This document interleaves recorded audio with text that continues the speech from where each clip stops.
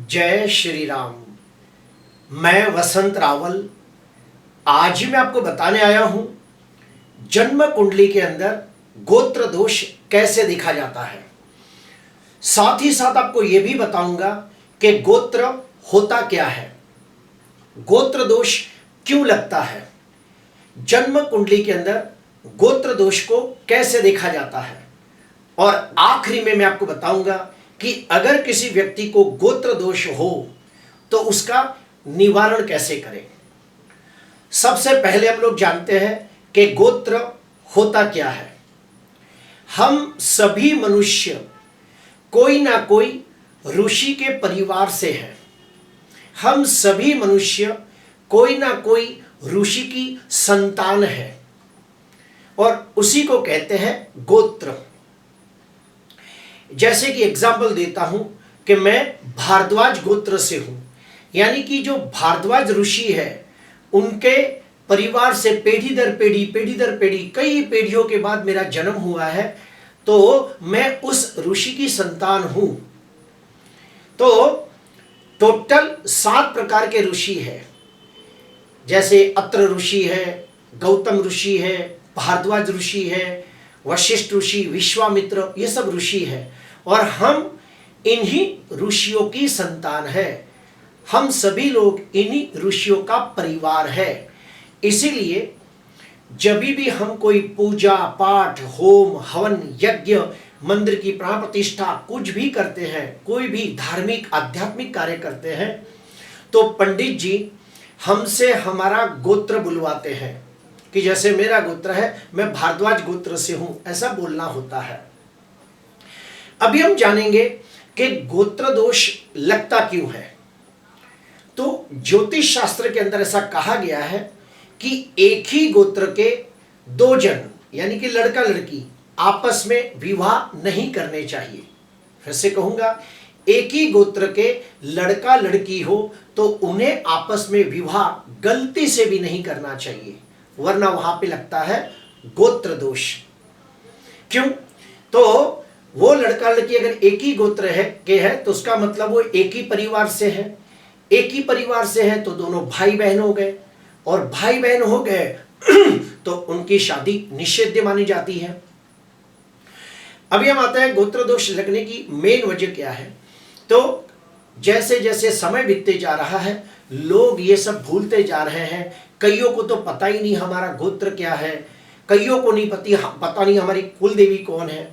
तो क्या होता है, वो लोग आपस में विवाह कर लेते हैं। मैंने तो ये भी देखा है कि कई लोग अपने चाचा की लड़की से, अपनी मामा की लड़की से, ऐसे वो लोग शादी कर लेते हैं और फिर वहां पे लगता है गोत्र दोष।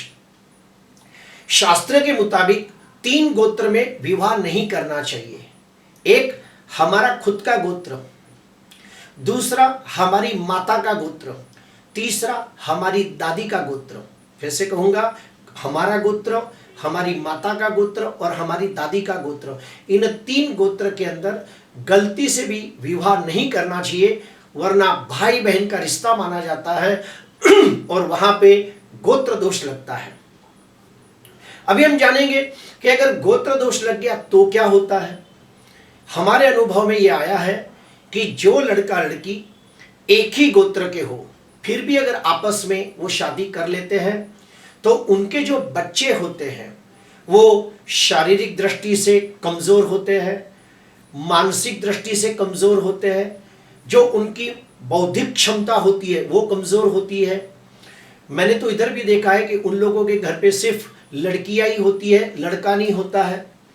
मैंने ये भी देखा है कि कुछ बच्चे मंदबुद्धि के, कमजोर, मानसिक दृष्टि से निर्बल, शारीरिक दृष्टि से निर्बल पैदा होते हैं और वो वंश धीरे धीरे धीरे खत्म होने की कतार पे आ जाता है। तो आइए हम लोग देखते हैं जन्म कुंडली से कि गोत्र दोष कैसे देखा जाता है। देखिए, जन्म कुंडली के अंदर ये जो दूसरा भाव है, ये हमारे कुटुंब का भाव है, ये हमारे संतानों का भाव है, ये धर्म का भाव है और ये हमारे गोत्रज का भाव है। क्यों?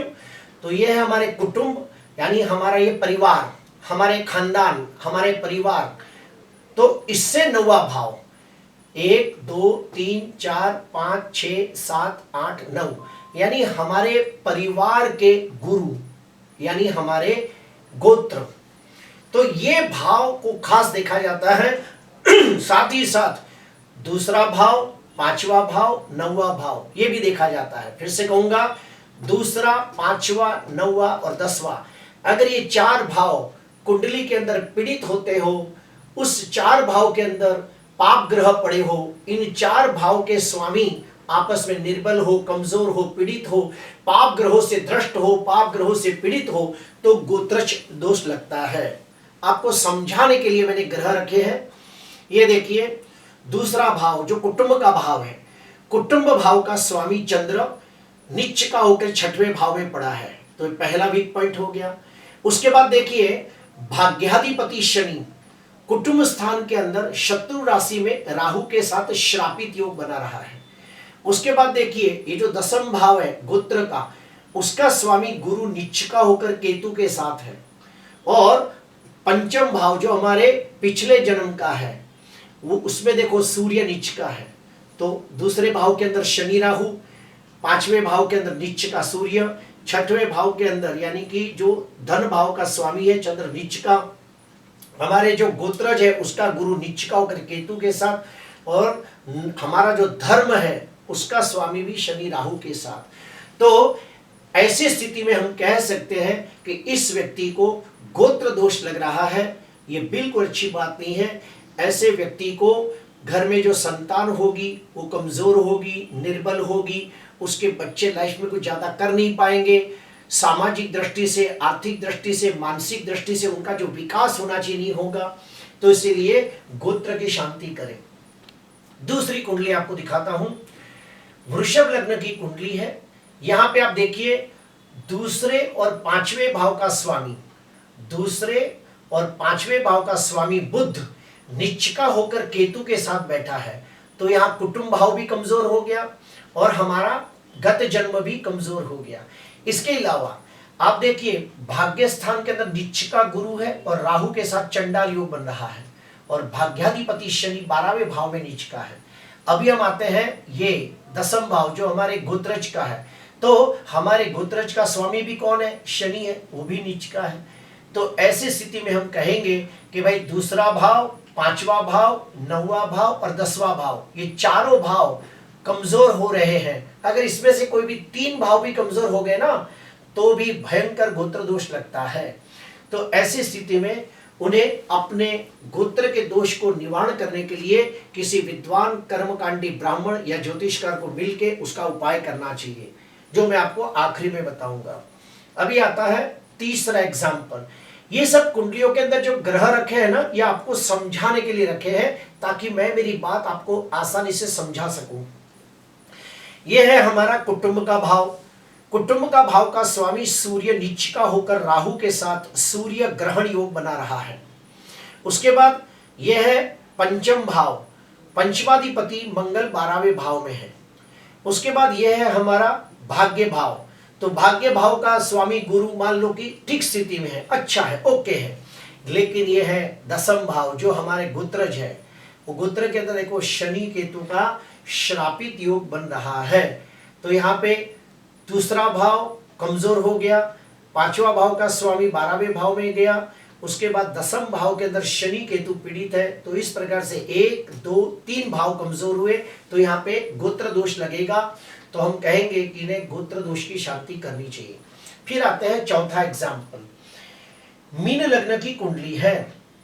यहां देखिए, यह है हमारा कुटुंब। कुटुंब का मालिक मंगल नीच का होकर 5वां भाव में पड़ा है। कुटुंब भाव का मंगल नीच का होकर 5वां भाव में पड़ा है। पंचमाधिपति चंद्र नीच का होकर राहु के साथ पड़ा है, और भाग्याधिपति मंगल भी नीच का है। यहाँ पे परिवर्तन योग हो रहा है, इसका मालिक इसमें, इसका मालिक इसमें। तो 5वें और 9वें भाव के अंदर परिवर्तन योग हो रहा है, लेकिन दोनों निचस्त है। और सबसे बड़ी बात यह है हमारे गोत्रज का भाव, इसका स्वामी गुरु नीच का होकर अपना केतु के साथ चंडाल योग बना रहा है। तो यहाँ पे भी लग गया गोत्रज का दोष। फिर से कहूंगा, दूसरा भाव, 5वां भाव, 9वां भाव, 10वां भाव, ये गोत्रज का भाव है। अभी आते हैं छठवां, ये 5वीं कुंडली। यहां देखिए भाग्याधिपति और धनाधिपति, भाग्याधिपति और कुटुंब का मालिक शुक्र नीच का है। उसके बाद ये देखिए जो गोत्रज है, गोत्रज का स्वामी बुध देखिए नीच का है। और यहाँ पे और देखिए जो पंचमाधिपति है शनि राहु के साथ है। कितने दोष हो गए, भाग्याधिपति और कुटुंब का मालिक शुक्र नीच का, उसके बाद गोत्रज का स्वामी बुध नीच का, पंचमाधिपति शनि राहु के साथ। तो हम कहेंगे कि भयंकर गोत्र दोष है। और जिसको भी गोत्र दोष लगता है उनके घर पे जो बच्चे होते हैं वो शारीरिक दृष्टि से कमजोर होते हैं, मानसिक दृष्टि से कमजोर होते हैं, सामाजिक दृष्टि से वो लाइफ में कुछ कर नहीं पाते और उनका जीवन बहुत संघर्ष में बीतता है। कई बार तो मंद बुद्धि के बच्चे होते हैं, अपाहिज बच्चे पैदा होते हैं, कमजोर पैदा होते हैं। आखिरी कुंडली यहाँ देखिए धन स्थान यानी कि कुटुंब स्थान का मालिक गुरु केतु के साथ चंडाल योग बना रहा है। उसके बाद भाग्याधिपति, भाग्याधिपति चंद्र नीचका होकर राहु के साथ बैठा है। और ये है गोत्र, ये दसम भाव जो है हमारा गोत्र यानी कुटुंब का धर्म, कुटुंब के गुरु। ध्यान से सुनना, जो दसम भाव है ये कुटुंब का गुरु है, तो इसका भी स्वामी सूर्य शनि के साथ है। तो ऐसी स्थिति में गोत्र दोष लगता है। देखिए बहुत आसान है, ये है हमारा कुटुंब, ये हमारा कुटुंब का नवम भाव यानी कुटुंब के गुरु, हमारे खानदान के गुरु यानी कि हमारे गोत्रज।